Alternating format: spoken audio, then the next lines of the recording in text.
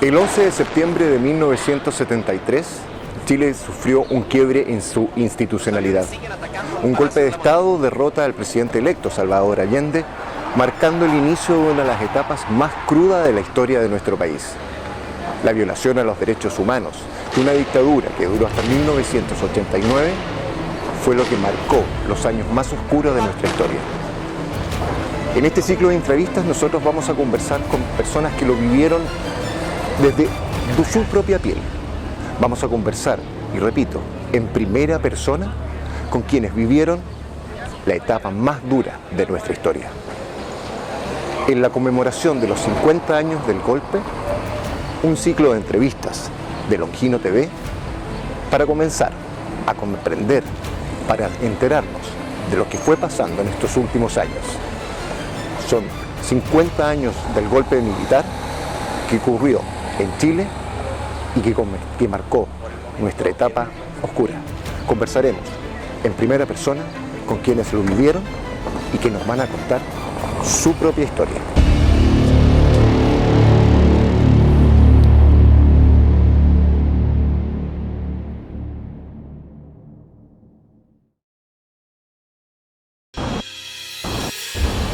En esta serie que Longino TV está realizando en la conmemoración de los 50 años del golpe de Estado de 1973, hay muchas fechas más que también empiezan a importar. Son las fechas en donde chilenos y chilenas fueron desaparecidos. Tras 50 años hay familias que todavía no saben dónde están. Hoy conversaremos para conocer el relato en primera persona de Elizabeth Miller. Ella es hija de William Miller Sangüesa, uno de los detenidos desaparecidos en Iquique. William Miller tenía 42 años a la fecha de su detención. Fue empleado de ferrocarriles del estado de Iquique, donde se desempeñaba como subjefe administrativo del Departamento de Vías y Obras. Era secretario seccional Iquique del Partido Socialista y detenido el 24 de septiembre de 1973. William Miller Sangüesa se presentó voluntariamente en el cuartel de investigaciones de Iquique, luego de ser llamado por bando. Desde este recinto policial fue trasladado al Regimiento de Telecomunicaciones, lugar donde fue visto por numerosos testigos, por última vez. Según la información oficial entregada por el comandante en jefe de la 6ª División de Ejército y jefe de la zona en estado de sitio, general Carlos Forestier, Miller Sangüesa y Jorge Marín Rosell, también detenido desaparecido, se habrían fugado del lugar donde se les tenía aislados. Según los relatos del 16 de septiembre de 1973 a las 11 horas de la mañana, William Miller fue detenido por primera vez y conducido a la 6ª División de Ejército, desde donde, 2 horas después, quedó en libertad, con la estricta obligación de permanecer en su domicilio y solo salir para ir a su trabajo, puesto que, según le manifestaron, había órdenes de disparar en su contra. El 23 de septiembre del mismo año, una vez más por medio de bando por radio, llamaban a Miller Sangüesa a presentarse ante las autoridades.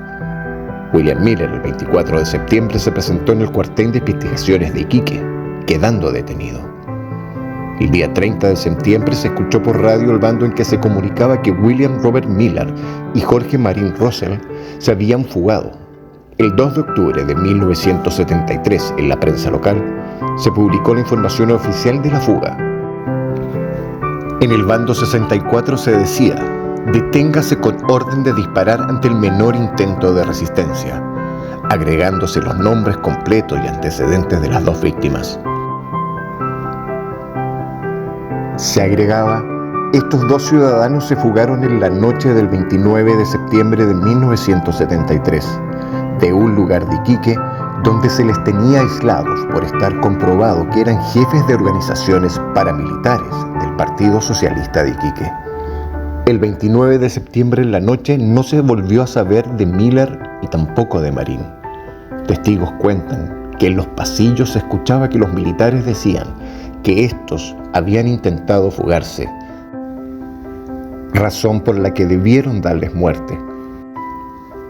Conversamos con Elizabeth Miller, hija de William, quien luego de 50 años aún continúa la búsqueda, junto a otras familias, de los restos de su padre. Oficialmente, William Robert Miller Sangüesa continúa en calidad de detenido desaparecido. Mi nombre es Elizabeth Millar Peña. Soy hija de un detenido desaparecido, William Miller Sangüesa, detenido un 29 de septiembre de 1973 del Regimiento de Telecomunicaciones. Desapareció en esa fecha. En estos años de búsqueda, Elizabeth, ¿tienes antecedentes o han podido recabar antecedentes de dónde puede estar no solo el cuerpo de tu padre, sino de los otros detenidos desaparecidos de esa fecha?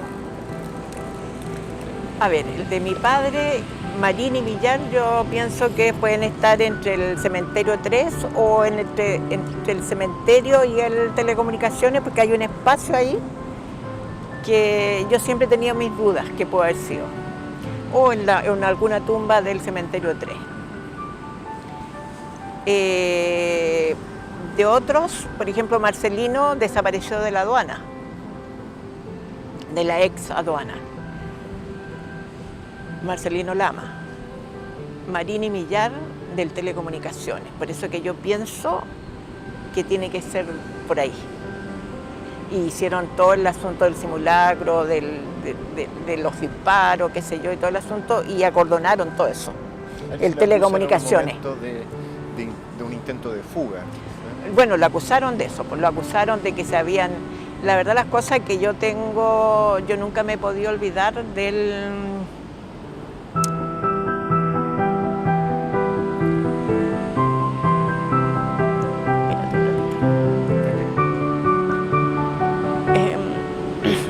Yo nunca me he podido olvidar del mando. Estábamos con mi mami tomando once, en ese entonces la once se daba como a las 5 de la tarde. Y no estaban en el hotel ni nada, entonces uno veía la puesta de sol directo al mar.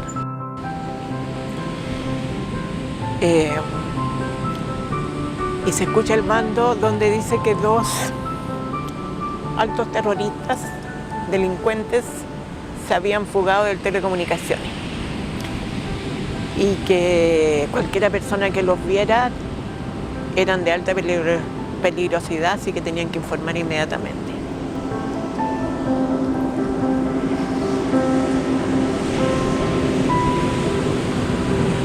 Que en el intento de fuga habían matado a Pedro Bravo.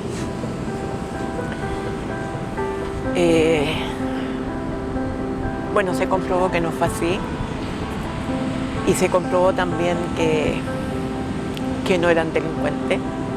Mi padre era un hombre súper trabajador, enamorado, pero muy trabajador.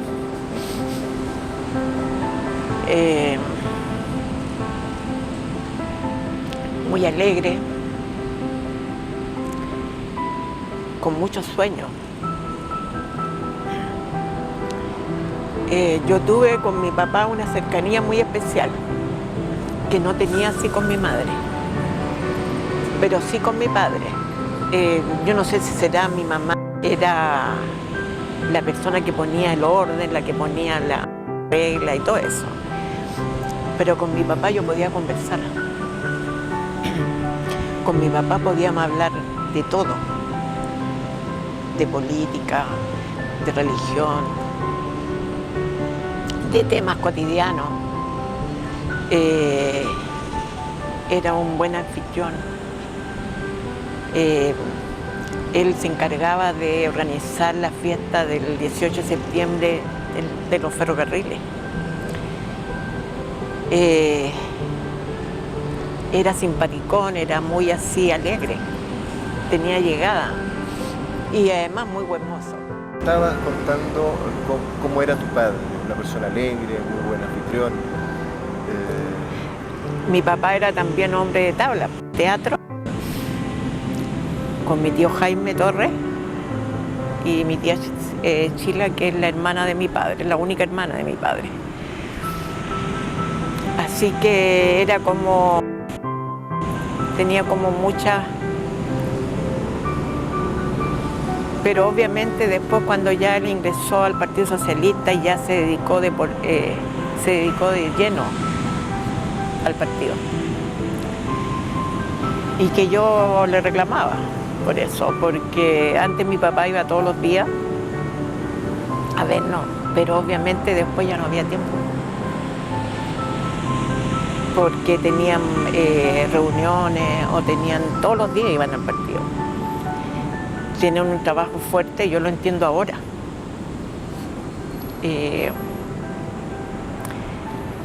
Lo entiendo ahora después de todo este recorrido que he hecho en mi vida de la desaparición de mi padre. Y he entendido muchas cosas de mi padre por eso.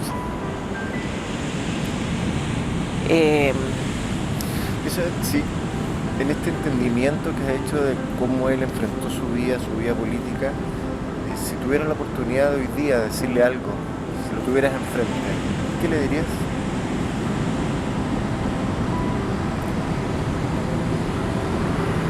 Que lo amo profundamente, que no voy a parar nunca de buscarlo, porque aunque sea un huesito que encuentre, pero va a ser algo de él. Tengo mucha esperanza con Boris, la verdad las cosas. En este gobierno tengo más esperanza que no con los otros, pero con este sí. Él es cercano, he tenido la oportunidad de estar con él. Nos ha entendido, porque la familia siempre dice, pero se ha pasado tanto tiempo.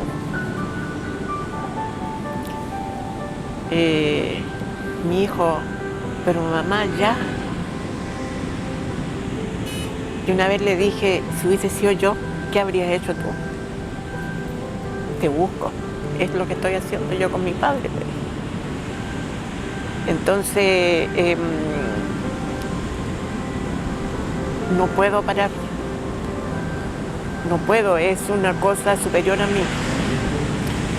Hacerle entender a la gente que no es odio, es solamente justicia. Quiero que me digan por qué, quiero que me digan dónde está, de dónde desapareció, eso quiero. ¿Y por qué lo hicieron? ¿Qué lo llevó a eso? ¿Por qué tanto odio? Pero hay que trabajar para no sentirlo, porque no es fácil. Una vez me preguntaron en una entrevista si yo hubiese tenido a Pinochet al frente, ¿cómo habría reaccionado?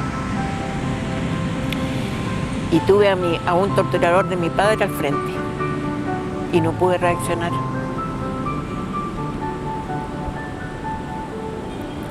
De verdad que no pude reaccionar, porque nunca he sido violenta. Nunca he sido, además, mi trabajo ha sido tan, digamos, como grupo, como AFEPI, como agrupación. He trabajado tanto eso de que no tiro odio, de que tenemos que trabajar para sobrellevar eso. Pero eso no quiere decir que nos olvidemos, eso no quiere decir que pidamos ¿por qué? ¿Por qué? Yo no puedo, ¿por qué hicieron esto? Cuando en algún momento se dé, quizás, no sé, se dé ese por qué, ¿termina para ti esta búsqueda? ¿Se va a producir alguna vez en tu vida nunca más? No, no creo. Fíjate que cuando yo ingresé a la agrupación, ingresé buscando a mi padre. Pero ya no es solamente mi padre. Y fíjate que yo no conocía a ninguno de los, excepto a José Samson, que yo creo que lo vi una vez, 2 veces. pero Freddy Taberna también, a él lo veía más seguido. Pero a la gran mayoría yo no las conocía. Y ahora los conozco absolutamente. Entonces tú empiezas buscando, y todos nosotros empezamos buscando a su familiar, pero su familiar ya son todos. Por lo tanto, a lo mejor el día de mañana encuentro a mi padre, pero falta Nelson, falta otro, falta José Samson, falta Freddy Taberna, falta Juan Antonio Ruz. Entonces, falta Jorge Marín, 19 años. Tenemos un caso de un niño de 16 años, Henry Torres Flores. ¿Qué? Como tanto el odio. ¿Cuántos niños menores que eso? Entonces, el nunca más significa el ser tolerante, el poder entender que el otro piense diferente. ¿Eso va a llevar quizás a un Chile reconciliado? No, es que tú no puedes hablar de reconciliación. Yo no voy a hablar nunca de reconciliación porque yo nunca me voy a reconciliar. No tengo con quién reconciliarme. Eso no quiere decir que no desee un gobierno para todos. Que todos tengan la oportunidad de educarse. Si esto, lo más importante del ser humano es que pueda educarse. Y así va a poder llevar la vida. Va a poder pensar. Porque piensa que hubo 17 años donde no podías pensar, donde no podías actuar, donde no podías expresarte, donde la gente tenía tanto miedo que las paredes tenían oído que no querías pensar. ¿Cómo puede ser tanto el miedo? Porque eran aterradores. Tú aprendes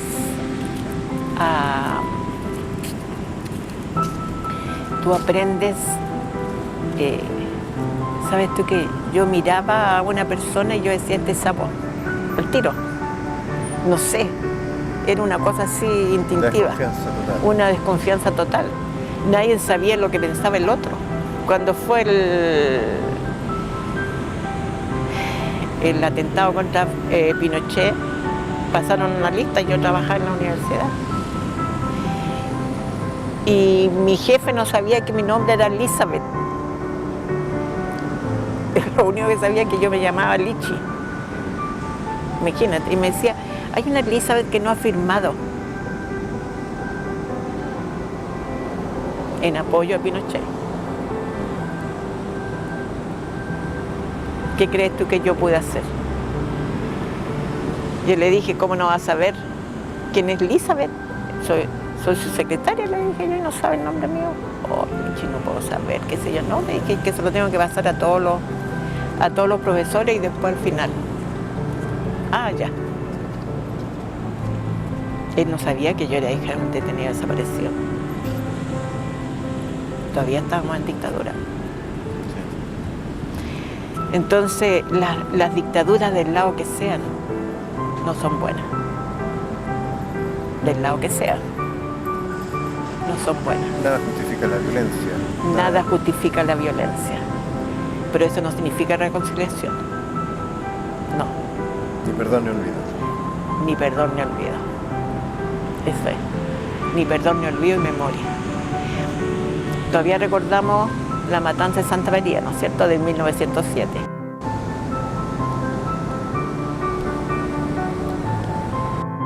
Y eso es memoria, eso es historia, no puedes negar lo que fue. Entonces, ¿por qué nos piden reconciliación? ¿Por qué nos piden reconciliación? Si no han sido capaces. Han pasado 50 años y no han sido capaces de decir nos equivocamos, o aquí están, hicimos esto, los tiramos al mar, los metimos, no sé, los escondimos aquí. ¿Por qué? ¿Quién los llevó a eso? Y a lo largo, no solamente, es en Latinoamérica. la Operación Cóndor. Sí. Elizabeth, gracias por tu tiempo, gracias por tus palabras emocionantes, conmovedoras. Espero que llegues a buen puerto, sinceramente. Gracias, ojalá yo también lo quiero hacer.